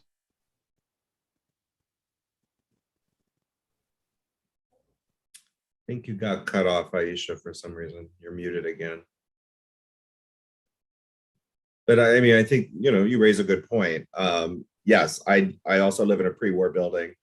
And I see the apartments that come up, and I'll look and see that there's just one plug in many, or outlet in many of the rooms. So it is. Yeah, it is sorry, a I didn't realize. problem. I was talking. I didn't realize that I had gotten cut off. So yeah, just some rooms with no outlets, some rooms with one outlet, and a lot of people in our district daisy chaining. I know at least of one major fire where it happened because of daisy chaining. I'd like to see data from FDNY as far as how big that impact is. And I have emails that I've communicated with DOB about what's necessary. What's necessary is a change in legislation, because landlords that predate a certain milestone are not required to upgrade that. And I had a fixture installed in my apartment. When my ex-boyfriend went to put the fixture up, the wire disintegrated in his hands. He literally had to use gloves and tweezers to grab the wiring and to be able to install it. These things are putting us in harm's way. Here we have another fire. What I heard, but I don't like to go on record saying that this is what it is, because it's a rumor, but was that it was because of wiring. So I want to put that back on the record. Now, mind you, this is something I spoke with the chair of our board years back, that this is a priority that needed to be put forward from the housing committee. It's been brought up in housing previously. I think it's time for us to do something about it. Yeah, I mean, you raise a good point. It is kind of unclear to me if this is housing or public safety. It's kind of both. But we could always, address that at a later time. But, I do think if I think it's definitely housing, because it falls on the Department of Buildings as far as the requirements for how the buildings are built or maintained. But yeah, if any of our legislators want to tackle that, that would be great. And we can certainly help to push that. And yeah, Raphael, I thought that was an old hand. I'm sorry, I put it down for you. Did you have a question? Yes, I'm just to the previous speaker. Is she suggesting to go into the pre-war buildings and rewire the apartments that don't have enough outlets in their respective rooms? Or what is it that exactly she is suggesting? Oh, because I have a suggestion. I think that instead of doing that, because that will create what I'm saying, an enormous amount of cost for the landlords, I would suggest that perhaps tenants should be educated in that particular aspect of their respective apartments. That yes, it is recognized that a lot of those rooms in those buildings don't have enough outlets to accommodate what you just talked about. Perhaps education campaign to really educate tenants to be more cognizant of the risk that might occur if they continue to put wire throughout the entire apartment where there is no outlet. That's a suggestion that I Yeah, hope. no, you bring up a good point, and both comments are, looking at different sides of it, looking for education versus infrastructure. Both are needed, obviously. And then, also where FDNY comes in, I think they give free just extinguishers, so, all of that, really could be combined in this. So I agree that it's both, but I feel strongly that too much impetus has been put on the tenants. And where you have something that is putting our residents in harm's way, it's the cost of doing business. If you have to add an extra outlet to a room, if you have to upgrade the wiring so it doesn't disintegrate in the walls or cause a fire within the walls, something that the tenant has no control over. Yeah, and I mean, I know just from personal experience in my building that they do upgrade it when the apartment becomes vacant. But, if it's not, and someone's been in their apartment a long time, what can we do in those instances? Great. So John, thank you again, and thank Denise, and I'll be back in touch with Denise to get materials to share with our office. So thank you. No problem. Thank you for inviting us. Yes, have a good evening. And you're welcome to stay for the rest if you like. And thank you for indulging me on the agenda. Now, if we can just turn to 4790 Broadway. Who's here for that? I am still here, as well with Yvonne from Cloth. And Ellen Seidman from Housing Works, and Jerry Combon from Children's Village. Great. Does someone need to share a screen or anything? I didn't prepare a formal presentation. The Eliza is a very high profile project. I know many of you probably already know of it. It's 175 permanently and deeply affordable apartments. It's going to be a 14-story building. There's new public library that's going to be taking space, as well as an ACT center, a STEM center, a universal pre-K, and the project is well underway. We're moving through the foundation phase. This is actually a little bit different from the previous project I was just talking about because it is on Broadway, but our neighbor on two of our sides is IS-52. So there's 3 schools within that structure, and if you ask them, they prefer we only work on Saturdays. We're here to make the same request to allow us to be able to pull 8 a.m. permits on Saturdays, so we can progress the construction. Broadway, as we all know, is a very active street every day of the week. We have the school on 2 of our sides, and a lot that's a future development on the other. There's a lot of activity on the street, like I said, every day of the week. So we've actually had many meetings with the principals. We had to do some work in the school. We created a new egress corridor for them. It was part of the agreement for us to take over the balance of the lot needed for the construction. So we actually have a great communication with the staff at the school. I've met with the principals, all 3 principals, multiple times, and they're in support of us working on Saturdays. Like I said, they prefer we only work on Saturdays, but we do have a good relationship. And again, we've met with them, discussed the activity that's going on the site right now. We're working towards completing the foundations and getting into the superstructure phase. This project is not like the previous project. We are on schedule, close to it, and we are looking to make the best use of our time. And in order to do so, it really would be beneficial for us to be able to work Saturdays. In the event that we do hit any obstacles, it would really allow for a quicker completion of the project and opening of the library and all the other facilities and occupancy of the new units. Yeah. Our major concern is really trying not to really disturb the young people. I don't need to tell you how much they need to be able to focus. Our children have already lost so much because of the time that they've been out for COVID. So any minute that they can really be able in the classrooms and focus on their work is priceless.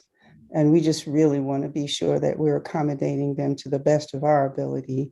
As Chris says, we're on time. It's not a matter of trying to race through the project because we're not on time. It really is trying to make sure that we're being the best neighbors possible to the children in the school. I don't know if anyone else wants to add anything or if there's questions for us. We're more than willing to have them. I just had a quick question, just what Chris was alluding to earlier. What is the projected completion date without this at this point? Again, we're in May of 2023. It's very similar to the other project. However, this project did start much later. So, okay, so this would allow you to save a month or two. So then you'd be talking about March, roughly 2023.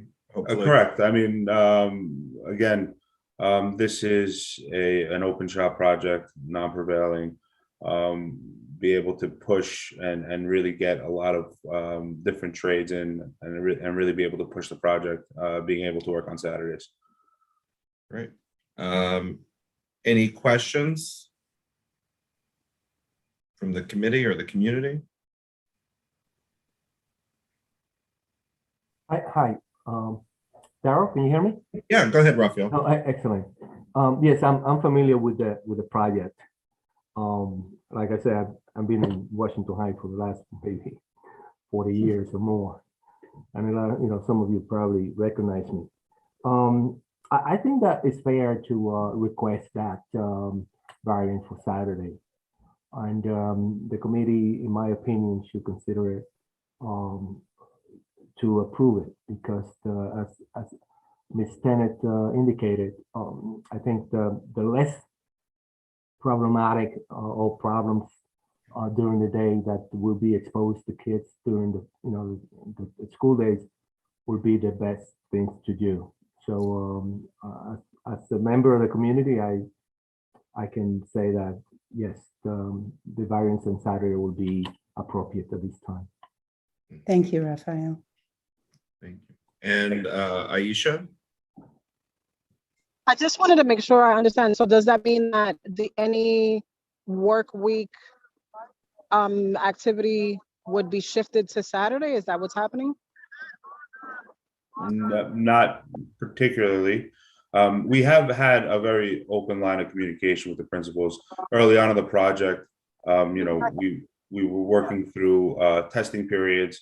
Like I said, we have conversations with all three principals, and we had blackout dates where we weren't doing noisy activities during testing times and whatnot.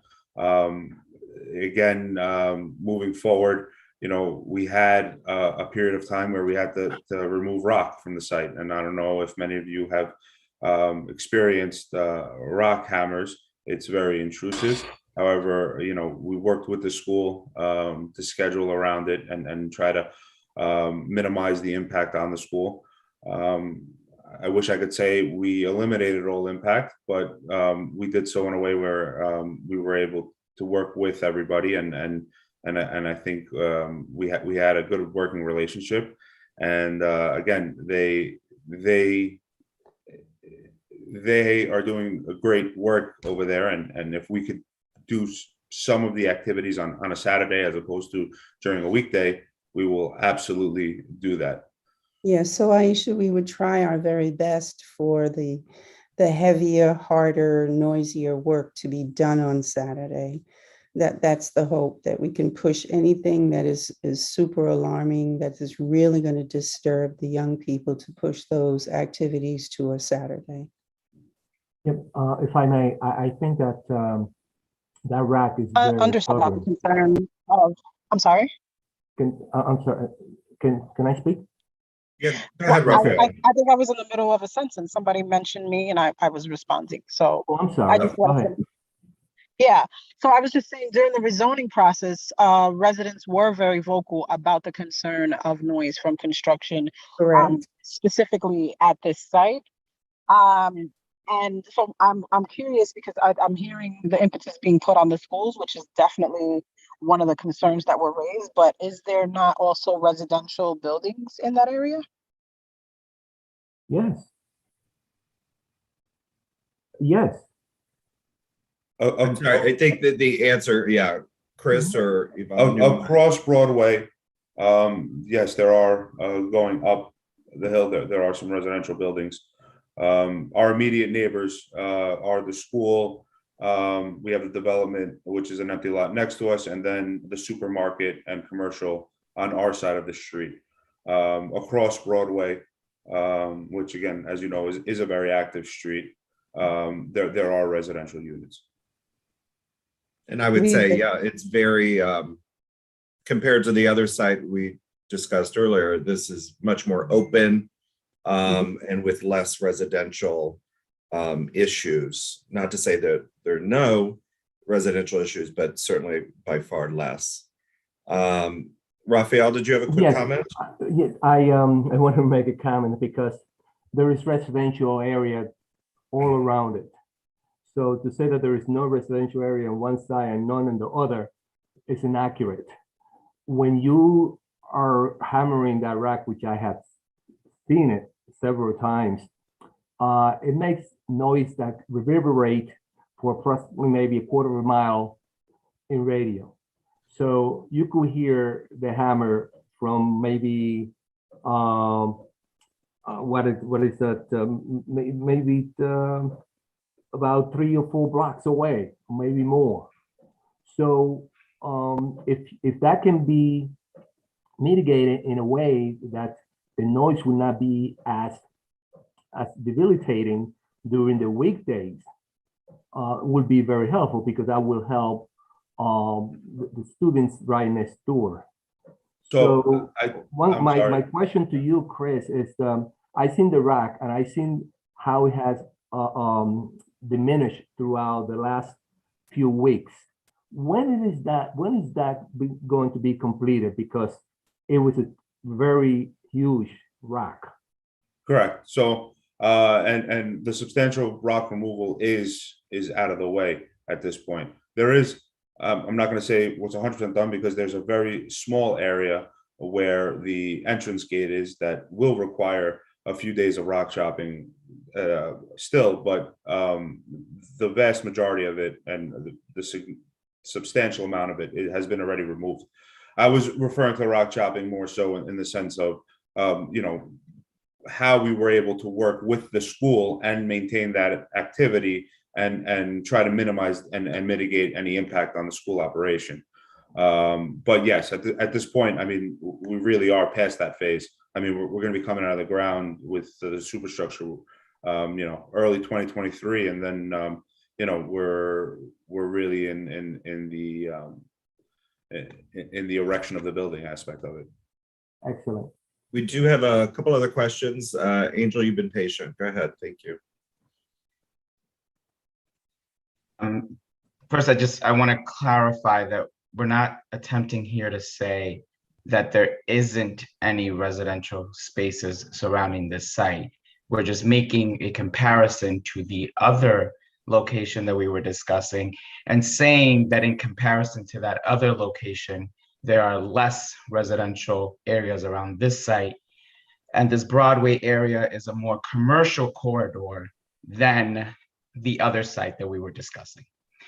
Just to clarify that. I just want to say I'm in full support of this. I love the fact that you are prioritizing the students and the needs and their educational needs. As somebody who works for the United Federation of Teachers, so I work for the Teachers Union. Just want to say that I really appreciate that you all are prioritizing the needs of children and trying to get this done as quickly as possible so that we can get back to, you know, providing the best education we can for our kids. Thank you. Understood. Very well. Etta? Yeah, I mean, thank you so much for answering the questions. I agree with Angel. There is a distinction here between this project and the Hillside one, which I had a few reservations and you addressed them. So with that in mind, Daryl, if it's okay, I would like to make a motion to approve the. no. Before you do. Yeah, you want to, okay, sorry, there's other questions? I didn't Oh, I realize- just had a question comment, Okay. but then I'll turn it back over to Yeah, you. yeah. Okay. For Chris, I know you talked about like the Monday through Friday for this. Is that 7 to what time? Correct. Or what- Seven. The permits are 7 to 6, but it's 7 to 5 is operations. 4:30 is usually the end of the day. Okay, because you talked about blackout dates. I'm wondering, like, can you do whatever the opposite term would be for extending those times during, like, say, a spring break situation? You know, I mean, working from home. absolutely. So there's other variances that can be obtained to increase working times to later hours. There is a distinction, and again, this is something that I do want to, full transparency, where continual late hours also impacts the neighborhood and the community as well. And also, I mean, it would be that turns into a double shift type of situation. It creates other nuances and intricacies that you got to work through, and other impacts as well. It's not off the table. I mean, if certain activities need to be performed and time needs to be made up, it's definitely something that we could then revisit. We could come back to the committee and discuss. Really, at this point, I know that the school also has after school programs that they do, and they were feeding the community from the cafeteria over there, and I believe they're still doing that. Yes. So there's other activities, and we're trying to be mindful of all the operations the school has. Really, at this stage, I think it's extremely beneficial for us to be able to get this Saturday opportunity to work, and at a later date, maybe there will come a time where during a summer break we're able to get extended hours for the summer. But we could always revisit that at a later time. We don't want to come in here and ask for the world. We want to be very reasonable with our requests, and I think this is a good step in the right direction if we're able to obtain your guys' support. Thank you. And if there are no other questions, I'll turn it back over to Etta. I think had a motion. Yeah, I had a motion to approve this request for the variance for the 8 a.m. Saturdays. I second it, Bruce. Bruce seconds. Thank you. I'll just go through who I see on the screen first for me. So Marshall?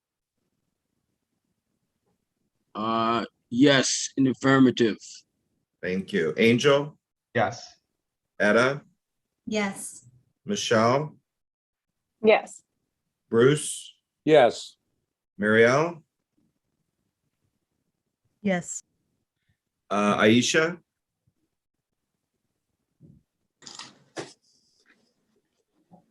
She might be in a loud place. Richard? Yes. I'm a yes. Go ahead, Aisha. So again, in absence of more of a collective from the community to speak to how they feel, I'm abstaining from the vote. Got it. I believe that, is that everyone?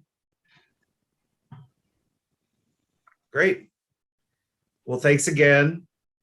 Thank you all. I feel like it sounds like we're about to say no, and then we turn back and say yes. It must be very confusing for you all. That's right, all right. Thank you. We appreciate your time. Can you Have hear a me? great evening, everyone. Daryl? Hold on a second, Raphael. Thanks a lot. Have a wonderful evening, everybody. care. Thank you. Bye-bye. See you, Yvonne. Nice to see you. Take care. Raphael. Happy Yeah, I was gonna ask holidays. you. Happy Happy holidays, holidays. to everyone. Can you get me on the screen the next time? Are you not able to get yourself on the screen? No. I spoke with Ebenezer and he said that I'm unable to do that unless I'm invited to the meeting. Oh, I don't know. I mean, you were promoted, so I'm not sure what more technologically. Oh, I know. Now I gotta join as a part. Let me see if I can. Hold on a sec.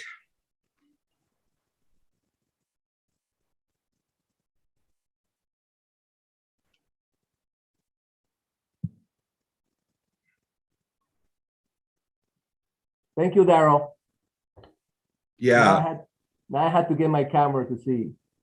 Oh, okay. Yeah, because I don't see it on our end. Let me see. Wait. Oh, there you are. Okay. Okay, got you. All right. Thank you Very all. good. All right. Hey. And I will kind of leave the next agenda item up to the committee members. This was really to talk about the Armory Foundation. It was not, and I repeat, not to have a deep discussion on any of this. I know it's been an ongoing, long-term issue. My only thought of putting this on the agenda was to really start to put out there the questions we would like asked in any forum that the full board would have on this topic. So it's really, in my mind, a place to ask the questions you want answered in a forum, or also a place to discuss any sort of structure you would like to see, or people you would like included in the discussion. Again, it is not to have the discussion itself. It's to really help with the chair, the full board, structure the meeting. I do realize now it's like 10 till 9.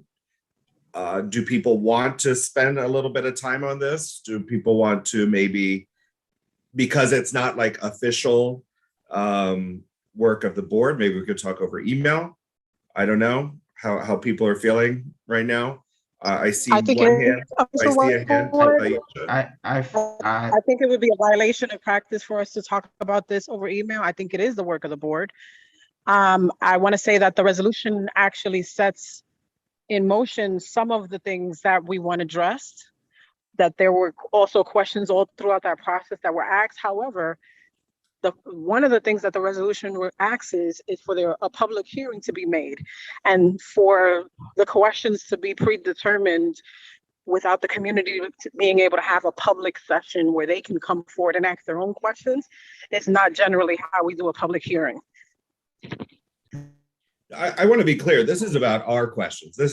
I mean, the community will definitely, we encourage the community to be there. We encourage them to ask questions. I'm just talking about us so we can kind of organize and not really have to, do it on the fly later down the road, that we actually have a set package, if you will, to be like, okay, we're ready to go. Here's what we have. What is these other groups have, so it's just really to organize ourselves. That was the only purpose of having this. So I would basically be reiterating, there were 23 questions that I submitted early on in the process that were never answered. Many of them were never answered. Excuse me. I've been running. So I would be submitting that and any other additional questions that I can think of that are outstanding. Okay. So definitely we'll include those 23 questions. That's great. Yeah, they're already on record with the board. Okay. I see a couple other hands. Marielle? Yes, thanks, Daryl. Thanks for putting this on the agenda. Just kind of recognizing that the hour is late, as they say. Just want to say, what is the timing for this public forum? Like, when is this supposed to happen? Because we passed the resolution in May. Then, of course, we have the summer break, and there's been a lot of delays for a number of reasons. So one, what is our ideal timing? I would imagine probably after the holiday, so maybe in the new year, some point in January or February. But then also, who is forward in terms of actually putting together the forum? Is that us as a committee in terms of finding a date and identifying who are the individuals that need to participate? Or is it the office staff and the chair. Thanks. If I could just jump in real quick, because I have to leave I'm at my award reception.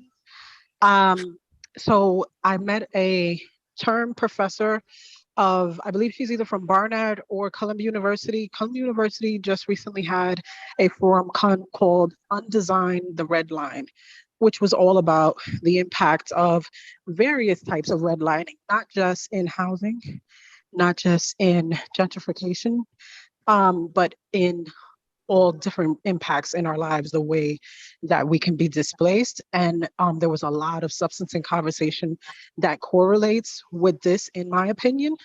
And I reached out to that professor and she said she's exciting and willing to talk.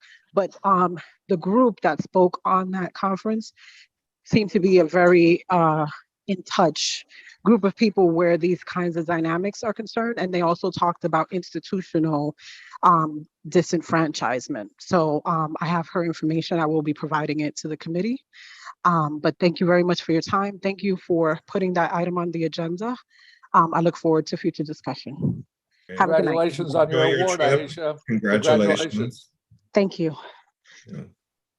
And Mary, I'll just to address your question.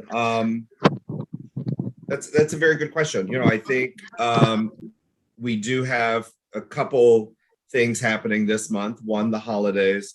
Two, that we do have an officer election for our board. So, and that does impact the way this process moves forward, because my understanding of it, again, I'm new to the committee myself. My understanding is that this forum stems from the chair. So, and it is kind of up to us as the HHS committee to help in that process. So I think once there is it's confirmed who the chair will be for the next year, then we can move forward. And, you know, I think I would not want this to go beyond the summer break for sure. I hope we can address that a lot earlier, probably in the late winter, early spring is my guess. I don't think there's any strict time frame that we have to do, but that is my hope. Did I answer all your questions? Because I feel I might have missed something. No, you definitely did. So I guess what would be helpful just for colleagues and all of us is to start thinking about the format. So that way, when we come back in January, and I would recommend that we put this on the January agenda to discuss what the format of that public forum will look like. We may not have a date just yet, but at least again, kind of continuing the steps and actually being seen by the community that we're doing stuff on this. But thanks again for putting it on the agenda. Yeah, agreed. Thank you. I see Richard, you haven't spoken yet, so I'll let you go ahead.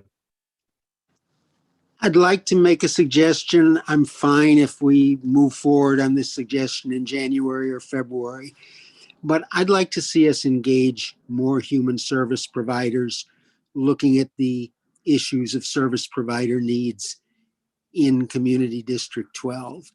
As this issue has emerged, I think we've been focused especially on the needs, which have been well presented, of a limited number of service providers. And I think we go into something like this a lot stronger as a board, and even more so as a committee, if we're engaging with a pretty wide range of human service providers in the neighborhood. Perhaps that's a layout for a few meetings upcoming to ask more providers to present to the committee that's called Housing and Human Services. Especially those providers that are based in Washington Heights and Inwood, yes. That's CB12. And Angel, your hand was up. Oh yeah, I was trying to get to your original question on how much time, or if we wanted to put a time constraint or do this via email. I was gonna say I was gonna do like 10 or 15 minutes if, in terms of conversation around this as a recommendation, because this topic has taken up a lot of everyone's time for years. And so, yeah. I was trying to get to you. Yes, no, thank you. If we could keep the conversation to no longer than 10 to 15 minutes on this. Yes, no, definitely. I agree. And again, because it is just really a packaging, it's really, I think, us also helping the chair and the executive committee to usher this forward. Because, you know, I do understand, again, before my time on the committee, that maybe it was stalled, maybe there were issues, but there's obviously a resolution. So I think we need to act in good faith and move forward. Even though I understand there's, you know, division on the issue overall. So yeah, I think any guidance we can provide the officers, the executive committee, is welcome. Great. Were there any other thoughts on any aspect of that before we? No, I was, oh, sorry, I think Richard. Yeah, go ahead. I was just gonna say, yeah, I think we take back what you just mentioned now. We give it some thought, and then we come back in January and have a more well thought out discussion about, you know, what our vision is for the forum and how to put that together. I agree. I kind of like that timeline. Yeah, I agree. Good. Richard, is that a new hand or an old hand? Old. Okay, thank you. Marielle? Yeah, no, I think as Angel said, it's a great timeline. Maybe something that you and I can do offline in the meantime is maybe start, if we're able to, before the holidays. I know things get busy. If not, we'll just have to leave it for January. But at least begin to start engaging with the interested parties on both sides. And just say this is kind of, you know, just so that way it's inclusive, because I think that's really important, because as you mentioned, this is an incredibly divisive situation and topic that we really want to be fair to all sides, and make sure that they're aware, okay, that, you know, this is what we're aiming for, this is the timeline that we're thinking about. What are your thoughts? Ultimately, we as the committee and the community board have the ultimate say on it, but it would be good to hear kind of their perspective in terms of what that forum could look like. Yeah, agreed. Bruce? Are we up to old business yet? We were about to, unless anyone has any other thoughts on the Armory issue. No? Okay. Old business? So last month we heard from Sonia Figueroa Pagan about her father who's disabled and couldn't get to a car on 181st Street. And we were going to recommend to Ebenezer Smith to ask DOT about that.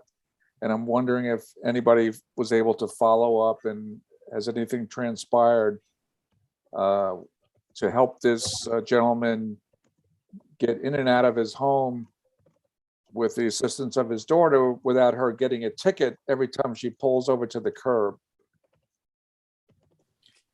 Thank you for keeping that at the top here. I know I haven't had a chance to speak to Ebenezer. Chanel, I don't know if you're able to like make that a top line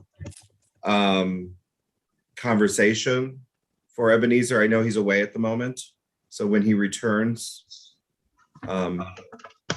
we should talk about that as soon as he gets back.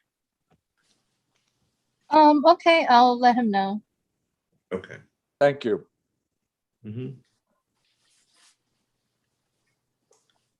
Any other old business? Any new business?